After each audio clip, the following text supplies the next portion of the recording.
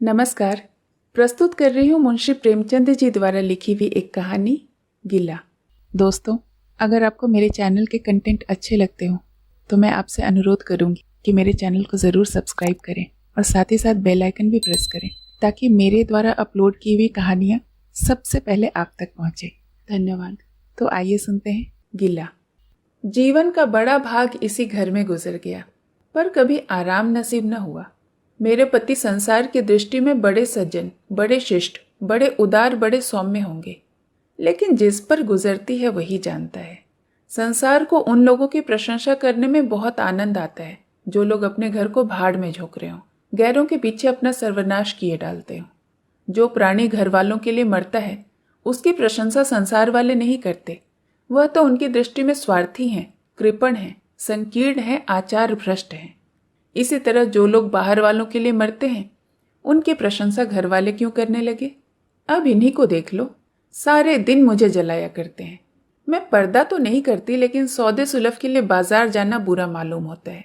और इनका यह हाल है कि चीजें मंगवाओ तो ऐसी दुकान से लाएंगे जहां कोई ग्राहक भूल कर भी न जाता हो। ऐसी दुकान पर न तो चीज अच्छी मिलती है, न तौल ठीक से होती है, न ही दाम उचित होते हैं। यह दोष न होते तो वह दुकान बदनाम ही क्यों होती? पर इन्हें ऐसी गई बीती दुकानों की चीज लाने का मरज है। बार बार कह दिया कि साहब चलती हुई दुकान से सौदा लाया करो, वह माल अधिक खपता है, इसलिए ताजा माल आता रहता है। पर इनकी तो टुटपुंजिया से बनती है। वे इन्हें उल्टे छुरे से मोड़ते जो हैं। गेहूं लाएंगे तो सारे बाजार से खराब, घुना हुआ चावल ऐसा मोटा कि बैल भी न पूछे। दाल में कराई और कंकड़ भरे हुए, मनो लकड़ी जला डालो मजाल है कि गले। घी लाएंगे तो आधा आधा तेल या 16 आने काटो जिम, और दरअसल घी से एक छटाक कम ही। तेल लाएंगे तो मिलावट, बालों में डालो तो चिमट जाए, पर दाम दे आएंगे शुद्ध आंवले के तेल का। किसी चलती हुई नामी दुकान पर जाते तो इन्हें डर लगता है। शायद ऊंची दुकान और फीके पकवान के कायल हैं। मेरा तो अनुभव यह है कि किसी नीची दुकान पर ही सड़े हुए पकवान मिलते हैं।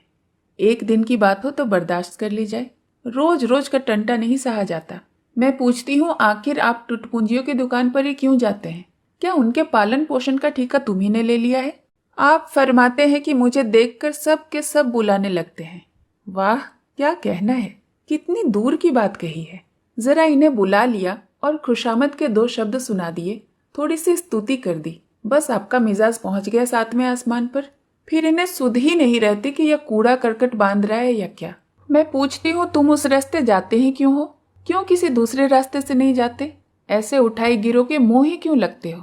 इसका कोई जवाब नहीं। एक चुप 100 बाधाओं को हरती है। एक बार एक गहना बनवाने को दिया। मैं तो महाशय को जानती थी, इनसे कुछ पूछना व्यर्थ ही समझा। अपने पहचान के एक सुनार को बुला ही रही थी कि संयोग से आप भी विराजमान थे।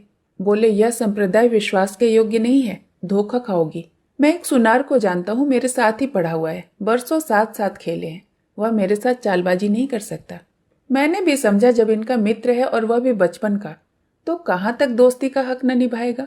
सोने का एक आभूषण और 100 रुपये इनके हवाले कर दिए। इस भले मानुष ने वह आभूषण और रुपया न जाने किस बेईमान को दे दिए कि बरसों के झंझट के बाद जब चीज बनकर आई तो 8 आने तांबा, और इतनी भद्दी की देखकर घिन लगती थी। बरसों की अभिलाषा धूल में मिल गई, रो पीट कर बैठ रही। ऐसे वफादार तो इनके मित्र हैं जिन्हें मित्र की गर्दन पर छुरी फेरने में भी संकोच नहीं। इनकी दोस्ती भी उन्हीं लोगों से है जो जमाने भर के गट्टू गिरह गट लंगोटी में फाग खेलने वाले फाके मस्त हैं, जिनका उद्यम ही इन जैसे आंख के अंधों से दोस्ती काटना है। नित्य ही एक न एक महाशय उधार मांगने के लिए सिर पर सवार रहते हैं और बिना लिए गला नहीं छोड़ते, मगर ऐसा कभी नहीं हुआ कि किसी ने रुपए चुकाए भी हों। आदमी एक बार खोकर सीखता है, 2 बार खोकर सीखता है, परंतु यह भले मानस 1000 बार खोकर भी नहीं सीखते। जब कहती हूँ रुपये दे तो आए, अब मांग क्यों नहीं लेते? क्या मर गए तुम्हारे वह दोस्त? तो बगले झांकने लगते हैं। आपसे मित्रों को सूखा जवाब नहीं दिया जाता। खैर, सूखा जवाब न दो, मैं भी नहीं कहती कि दोस्तों से बेमुरवती करो, मगर चिकनी चुपड़ी बातें तो बना सकते हो, बहाने तो कर ही सकते हो। किसी मित्र ने रुपये मांग लिए और इनके सिर पर बोझ पड़ गया। बेचारे को कैसे इनकार करे?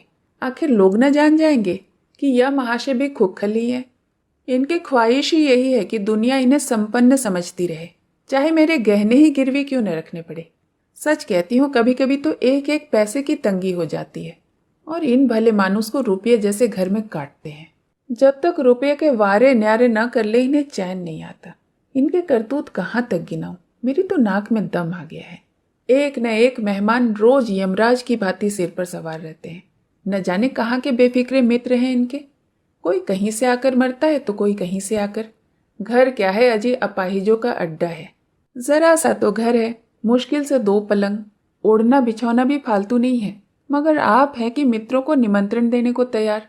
आप तो अतिथि के साथ लेटेंगे, इसीलिए इन्हें चारपाई भी चाहिए, ओढ़ना बिछौना भी चाहिए, नहीं तो घर का पर्दा खुल जाए। जाता है तो मेरे बच्चों के सिर। गर्मी में तो कोई मुजायका नहीं है, लेकिन जाड़ों में तो ईश्वर ही याद आ जाते हैं। गर्मियों में भी कभी कभी खुली छत पर मेहमानों का अधिकार हो जाता है। अब मैं बच्चों को लेकर पिंजड़े में पड़ी फड़फड़ाया करूं। इन्हें इतनी भी समझ नहीं कि घर की जब यह दशा है तो ऐसे मेहमान को क्यों बुलाएं जिनके पास कपड़े लत्ते तक नहीं है। ईश्वर की दया से इनके सभी मित्र इसी श्रेणी के हैं। एक भी ऐसा माई का लाल नहीं जो समय पड़ने पर ढेले से भी इनकी मदद कर सके। 2-1 बार महाशय को इसका अति कटु अनुभव भी हो चुका है, मगर इस जड़ भगत ने आंखें न खोलने की जैसे कसम सी खा ली है। ऐसे ही दरिद्र भट्टाचार्यों से इनकी पटती है। शहर में कितने ही लक्ष्मी के पुत्र हैं, पर आपका किसी से परिचय नहीं। उनके पास जाते तो इनकी आत्मा दुखती है। दोस्ती ऐसों से गांठेंगे जिनके घर में खाने का ठिकाना भी नहीं। एक बार हमारा कहार घर छोड़कर चला गया और कई दिनों तक कोई दूसरा कहार न मिला। किसी चतुर और कुशल कहार की तलाश में थी, किंतु आपको जल्द से जल्द कोई आदमी रख लेने की धुन सवार होगी। घर के सारे काम पूर्ववत चल ही रहे थे, पर आपको मालूम हो रहा था कि जैसे गाड़ी रुक गई है। मेरा जूठे बर्तन मांजना और अपना साग भाजी के लिए बाहर जाना इनके लिए असहाय हो उठा। एक दिन जाने कहाँ से एक बांगड़ू को पकड़ कर लाए। उसकी सूरत ही कह देती थी कि यह कोई जंगली है, मगर आपने उसका ऐसा बखान किया कि क्या कहूँ। बड़ा होशियार है, बड़ा आज्ञाकारी, पल्ले सिरे का मेहनती, गजब का सलीकेदार और बहुत ही ईमानदार। खैर, मैंने उसे रख लिया। मैं बार बार क्यों इनकी बातों में आ जाती हूँ, इसका मुझे स्वयं आश्चर्य होता है। यह आदमी केवल रूप से आदमी था, आदमियत के और कोई लक्षण उसमें न थे। किसी काम की तमीज नहीं। बेईमान न था, पर गधा अव्वल दर्जे का था। बेईमान होता तो कम से कम इतनी तस्कीन तो होती कि खुद खा जाता। अभागा दुकानदारों के हाथों लुट जाता था।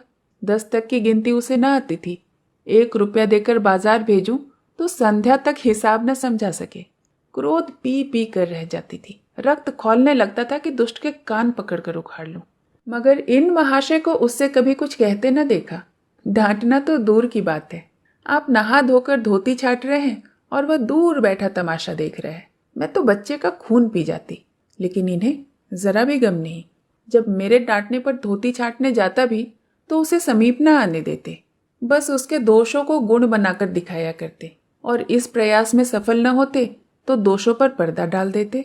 मूर्ख को झाड़ू तक लगाने की तमीज न थी। मर्दाना कमरा ही तो सारे घर में एक ढंग का कमरा होता है। उसमें झाड़ू लगाता तो इधर की चीज उधर, ऊपर की चीज नीचे, मानो भूकंप आ गया हो। और गर्द का यह हाल कि सांस लेना कठिन। पर आप शांतिपूर्वक कमरे में बैठे हैं जैसे कोई बात ही नहीं हुई। एक दिन मैंने उसे खूब डांटा कि कल से ठीक ठीक झाड़ू न लगाई तो कान पकड़कर घर से निकाल दूंगी। सवेरे सोकर उठी तो देखती हूँ कि कमरे में झाड़ू लगी हुई है और हर एक चीज करीने से रखी हुई है। गर्द गुबार का नाम तक नहीं।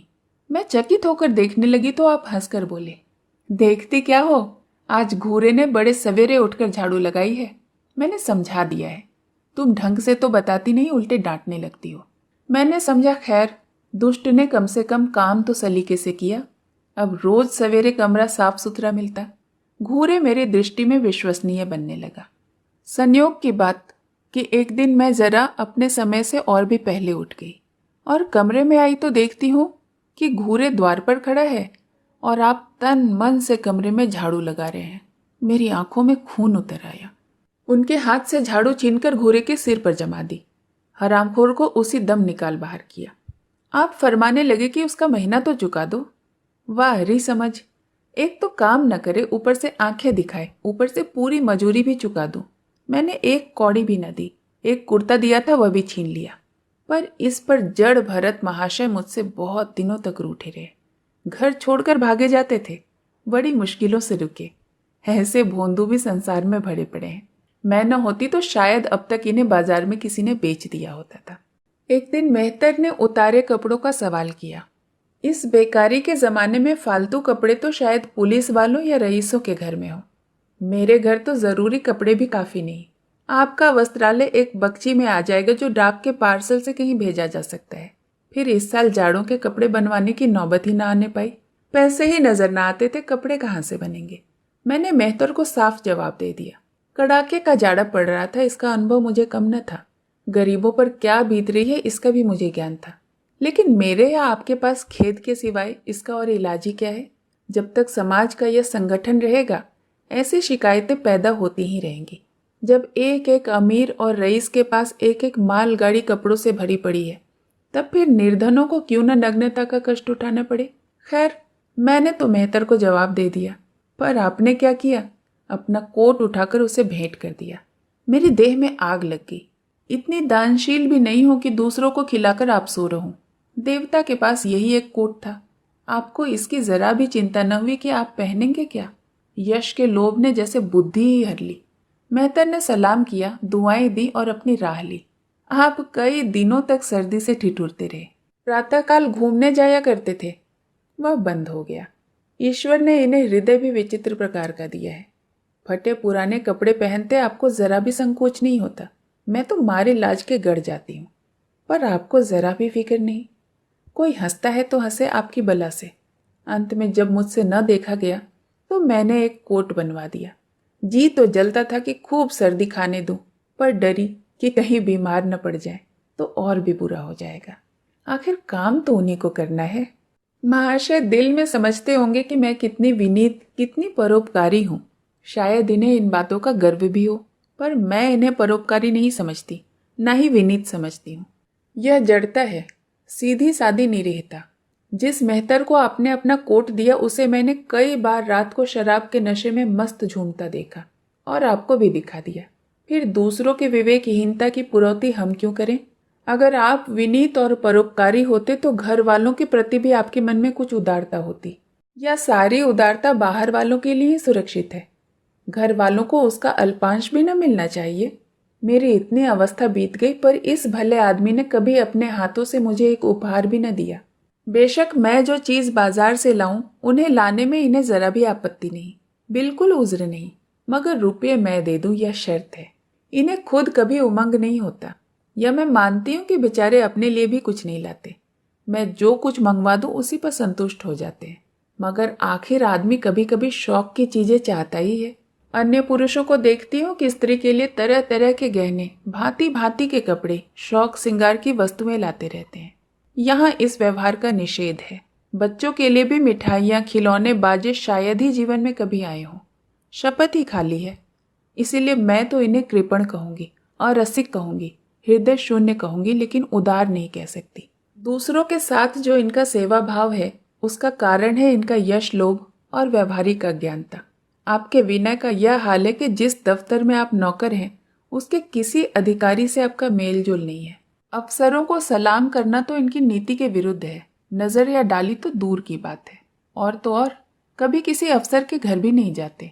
इसका खामियाजा आप न उठाए तो कौन उठाए। औरों को रियायती छुट्टियां मिलती है, आपका वेतन कटता है। औरों की तरक्कियां होती है, आपको कोई पूछता भी नहीं। हाजिरी में 5 मिनट की भी देर हो जाए तो जवाब पूछा जाता है। बेचारे जी तोड़कर काम करते हैं, कोई कठिन काम आ जाता है तो इन्हीं के सर मढ़ दिया जाता है। इन्हें जरा भी आपत्ति नहीं होती। दफ्तर में इन्हें घिस्सू पिस्सू आदि की उपाधियां मिली हुई हैं, मगर पड़ाव कितना ही बड़ा क्यों न मारे, इनके भाग्य में वही सूखी घास ही लिखी है। यह विनय नहीं है, स्वाधीन मनोवृत्ति भी नहीं है। मैं तो इसे समय चातुरी का अभाव कहती हूँ, व्यावहारिक ज्ञान की क्षति कहती हूँ। आखिर कोई अफसर आपसे क्यों प्रसन्न हो? इसीलिए कि आप बड़े मेहनती हैं। दुनिया का काम मुरव्वत और रवादारी से चलता है।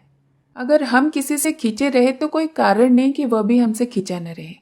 फिर भी जब मन में क्षोभ होता है तो वह दफ्तरी व्यवहारों में प्रकट हो ही जाता है। जो मातहत अफसर को प्रसन्न रखने की चेष्टा करता है, जिसकी जात से अफसर का कोई व्यक्तिगत उपकार होता है, जिस पर वह विश्वास कर सकता है, उसका लिहाज वह स्वभावतः करता ही है। ऐसे सिरागियों से क्यों किसी को सहानुभूति होने लगी? अफसर भी तो मनुष्य है, उसके हृदय में जो सम्मान और विशिष्टता की कामना है वह कहाँ से पूरी हो। जब अधीनस्थ कर्मचारी ही उससे फिरंट रहे तो क्या उसके अफसर उसे सलाम करने आएंगे।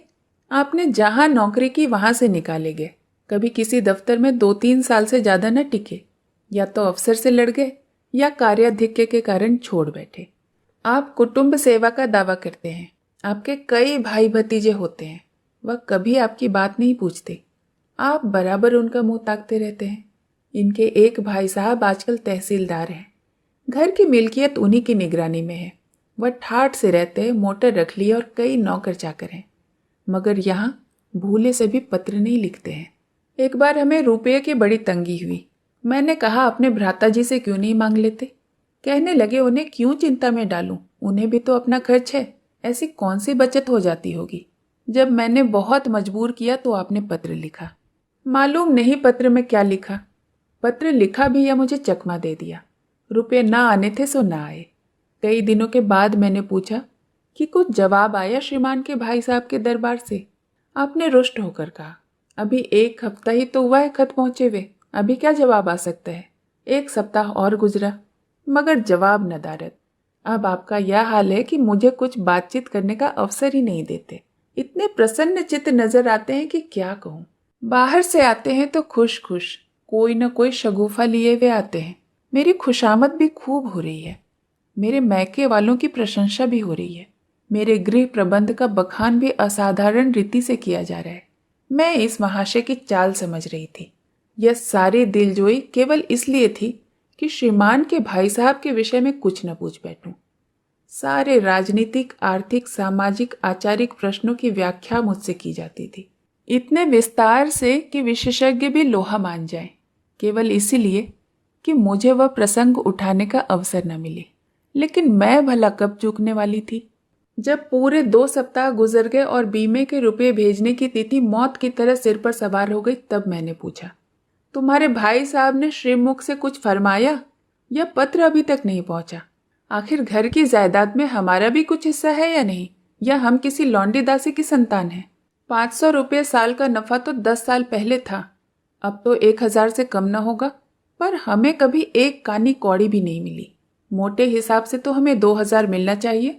2000 ना हो, 1000 हो, चलो 500 हो, 250 हो, चलो कुछ ना हो, लेकिन बीमा का प्रीमियम तो भर सके। तहसीलदार साहब की आमदनी हमारी आमदनी की चौगुनी है, रिश्वतें भी लेते हैं, फिर हमें रुपये क्यों नहीं देते। आप हे हाँ करने लगे, कहने लगे वह बेचारे घर की मरम्मत करवाते हैं, बंधु बांधवों का स्वागत सत्कार कहते हैं, नातेदारियों की भेंट भाट में जाते रहते हैं, और कहाँ से लावें जो हमारे पास भेजें। वाह हरी बुद्धि। मानो जायदाद इसलिए होती है कि उसकी कमाई उसी में खर्च हो जाए। इस भले आदमी को बहाने गढ़ने भी नहीं आते। मुझसे पूछते मैं 1000 बहाने बता देती, सब एक से बढ़कर एक। कह देते कि घर में आग लग गई, सब कुछ स्वाहा हो गया, या चोरी हो गई, तिनका तक न बचा, या 10,000 का अनाज भरा था उसमें घाटा रहा, या किसी से फौजदारी हो गई, उसमें दिवाला पिट गया। आपको सूझी भी तो लचर सी बात, तकदीर ठोक कर बैठ रही।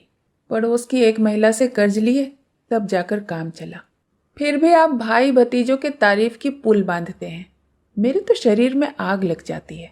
ऐसे कौरवों से ईश्वर बचाए। ईश्वर की दया से आपके 2 बच्चे हैं, 2 बच्चियां भी हैं। ईश्वर की दया कहूँ या कोप कहूँ, सब के सब उद्यमी हो गए हैं, खुदा की पनाह। मगर मजाल है कि यह भोंदू किसी को कड़ी आंखों से देखे। रात के 8 बज गए हैं, युवराज अभी तक घूम कर नहीं आए हैं। मैं घबरा रही हूँ, पर आप निश्चिंत बैठे अखबार पढ़ रहे हैं।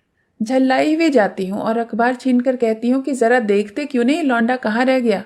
न जाने तुम्हारा हृदय कितना कठोर है। ईश्वर ने तुम्हें संतान ही न जाने क्यों दे दी। पिता का पुत्र के लिए कुछ धर्म तो है, तब आप भी गर्म हो जाते। अभी तक नहीं आया, बड़ा शैतान है। आज बच्चा आता है तो उसके कान उखाड़ लेता हूँ, मारे हंटरों के खाल उधेड़ कर रख दूंगा।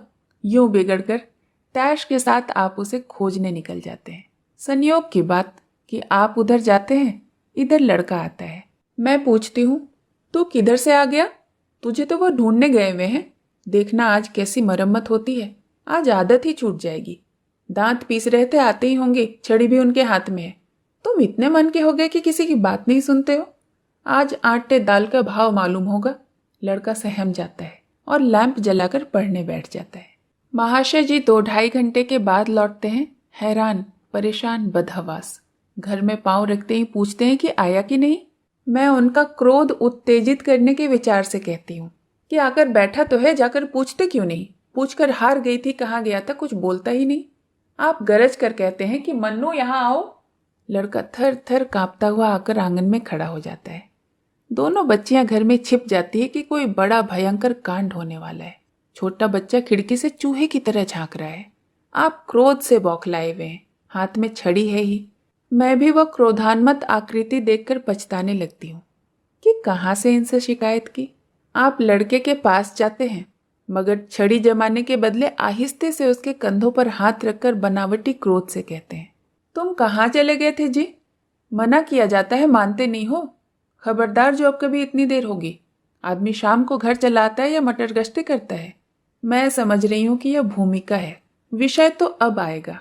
भूमिका तो बुरी नहीं है, लेकिन यहाँ तो भूमिका पर ही इति हो जाती है। बस आपका क्रोध शांत हो गया, बिल्कुल जैसे घटाएं घेर घार कर आई, काले बादल छाए, गड़गड़ाहट हुई और गिरी क्या 4 बूंदें। लड़का अपने कमरे में चला जाता है और शायद खुशी से नाचने लगता है। मैं पराभूत होकर कहती हूँ, तुम तो जैसे डर ही गए, 2-4 तमाचे तो लगा दिए होते। इसी तरह तो लड़के शेर हो जाते हैं। आप फरमाते हैं, तुमने सुना नहीं मैंने कितने जोर से डांटा, बच्चे की जान ही निकल गई होती। देख लेना जो फिर कभी देर से आए। तुमने डांटा तो नहीं, हाँ आंसू पोंछ दिए। तुमने मेरी डांट नहीं सुनी? क्या कहना आपकी डांट का, लोगों के कान बहरे हो गए। लाओ मैं तुम्हारा गला सहला दूं।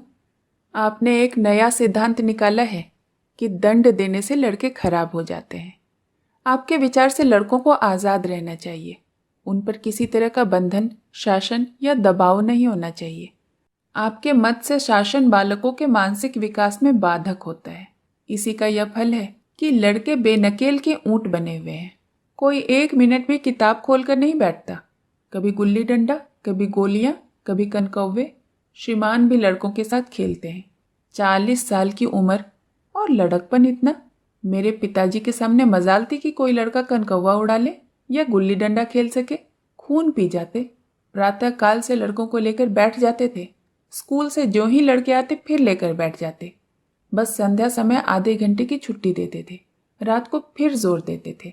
यह नहीं कि आप अखबार पढ़ा करें और लड़के गली गली भटकते फिरे। कभी कभी आप सींग काटकर बछड़े बन जाते हैं, लड़कों के साथ बैठकर ताश खेलने लगते हैं। ऐसे बाप का भला लड़कों पर क्या रौब हो सकता है? मेरे पिताजी के सामने भाई सीधे ताक नहीं सकते थे। उनकी आवाज सुनते ही तहलका मच जाता था। उन्होंने घर में कदम रखा और शांति का साम्राज्य हुआ। उनके सम्मुख जाते लड़कों के प्राण सूखते थे। उसी शासन की यह बरकत है कि सभी लड़के आज अच्छे अच्छे पदों पर पहुंच गए हैं। हाँ, स्वास्थ्य किसी का अच्छा नहीं है, तो पिताजी का ही स्वास्थ्य कौन सा बड़ा अच्छा था। बेचारे हमेशा किसी न किसी औषधि का सेवन करते रहते थे। और क्या कहूँ, एक दिन तो हद हो गई। श्रीमान जी लड़कों को कनकौवा उड़ाने की शिक्षा दे रहे थे। यूं घुमाओ, यूं गोता दो, यूं खींचो और यूं ढील दो। ऐसे तन मन से सिखा रहे थे मानो गुरु मंत्र दे रहे हों। उस दिन मैंने इनकी ऐसी खबर ली कि याद करते होंगे। तुम कौन होते हो मेरे बच्चों को बिगाड़ने वाले? तुम्हें घर से कोई मतलब नहीं है, न सही, लेकिन मेरे बच्चों को खराब न कीजिए, बुरी बुरी आदतें न सिखाइए। आप उन्हें सुधार नहीं सकते तो कम से कम बिगाड़िए तो मत। लगे बगले झांकने। मैं चाहती हूँ एक बार यह भी गर्म पड़े तो मैं अपना चंडी रूप दिखाऊं, पर यह इतना जल्दी दब जाते हैं कि मैं हार मान जाती हूँ। मेरे पिताजी किसी लड़के को मेले तमाशे न ले जाते थे। लड़का सिर पीट कर मर जाए मगर वह जरा भी न पसीजते थे। और इन महात्मा जी का यह हाल है कि एक एक से पूछ पूछ कर मेले ले जाते हैं। चलो चलो, वहाँ बड़ी बहार है, खूब आतिशबाजियाँ छूटेंगी, गुब्बारे उड़ेंगे, विलायती चरखियाँ भी हैं, उन पर मजे से बैठना। और तो और, आप लड़कों को हॉकी खेलने से भी नहीं रोकते। या अंग्रेजी खेल भी कितने जानलेवा होते हैं। क्रिकेट, फुटबॉल, हॉकी, एक से एक घातक। गेंद लग जाए तो जान लेकर ही छोड़े। पर आपको इन सभी खेलों से प्रेम है। कोई लड़का मैच जीत कर आ जाए तो ऐसा फूल उठते हैं मानो किला जीत कर आया हो। आपको इसकी जरा भी परवाह नहीं कि चोट चपेट आ गई तो क्या होगा। हाथ पांव टूट गए तो बेचारों की जिंदगी कैसे पार लगेगी। पिछले साल कन्या का विवाह किया था। आपको जिद थी कि दहेज के नाम पर कानी कौड़ी भी न देंगे, चाहे कन्या आजीवन कुंवारी ही बैठी रहे। यहाँ भी आपका आशीर्वाद आकूदा। समाज के नेताओं का छल प्रपंच आए दिन देखते रहते हैं, फिर भी आपकी आंखें नहीं खुलती। जब तक समाज की ये व्यवस्था कायम है और युवती कन्या का अविवाहित रहना निंदास्पद है, तब तक यह प्रथा मिटने वाली नहीं है। 2-4 ही ऐसे व्यक्ति निकल आवे जो दहेज के लिए हाथ न फैलावे, लेकिन इसका परिस्थिति पर कोई असर नहीं पड़ता और कुप्रथा ज्यों की त्यों बनी हुई है। पैसों की तो कोई कमी नहीं है, दहेज की बुराइयों पर लेक्चर भी दे सकते हैं, लेकिन मिलते हुए दहेज को छोड़ देने वाला मैंने आज तक नहीं देखा। जब लड़कों की तरह लड़कियों की शिक्षा और जीविका की सुविधाएं निकल आएंगी तो शायद यह प्रथा विदा हो जाएगी। उसके पहले यह संभव नहीं। मैंने जहाँ जहाँ संदेश भेजा दहेज का प्रश्न उठ खड़ा हुआ और आपने प्रत्येक अवसर पर टांग अड़ाई। अब इस तरह पूरा साल गुजर गया और कन्या को 17वां लग गया तो मैंने एक जगह बात पक्की कर ली। आपने भी स्वीकार कर लिया, क्योंकि वर पक्ष ने लेन देन का प्रश्न उठाया ही नहीं। हालांकि अंतःकरण में उन लोगों को पूरा विश्वास था कि अच्छी रकम मिलेगी और मैंने भी तय कर लिया था कि यथाशक्ति कोई बात न उठा रखूंगी। विवाह के सकुशल हो जाने में कोई संदेह न था, लेकिन इन महाशय के आगे मेरी एक न चली। यह प्रथा निंदनीय है, यह रस्म निरर्थक है। यहाँ रुपयों की क्या जरूरत, यहाँ गीतों का क्या काम। नाक में दम था। यह क्यों वह क्यों, यह तो साफ दहेज है। तुमने मेरे मुंह पर कालिख लगा दी, मेरी आबरू मिटा दी। जरा सोचिए इस परिस्थिति को कि द्वार पर बारात खड़ी है और यहाँ पर शास्त्रार्थ हो रहा है। विवाह का मुहूर्त आधी रात के बाद था। प्रथानुसार मैंने व्रत रखा था, किंतु आपकी टेक थी कि व्रत की कोई जरूरत नहीं है। जब लड़के के माता पिता व्रत नहीं रखते, जब लड़का तक व्रत नहीं रखता, तो कन्या पक्ष वाले ही क्यों व्रत रखें। मैं और सारा खानदान मना करता रहा, लेकिन आपने नाश्ता किया, भोजन किया। खैर, कन्यादान का मुहूर्त आया। आप सदैव से इस प्रथा के विरोधी रहे हैं। आप इसे निषिद्ध समझते हैं। कन्या क्या दान की वस्तु है?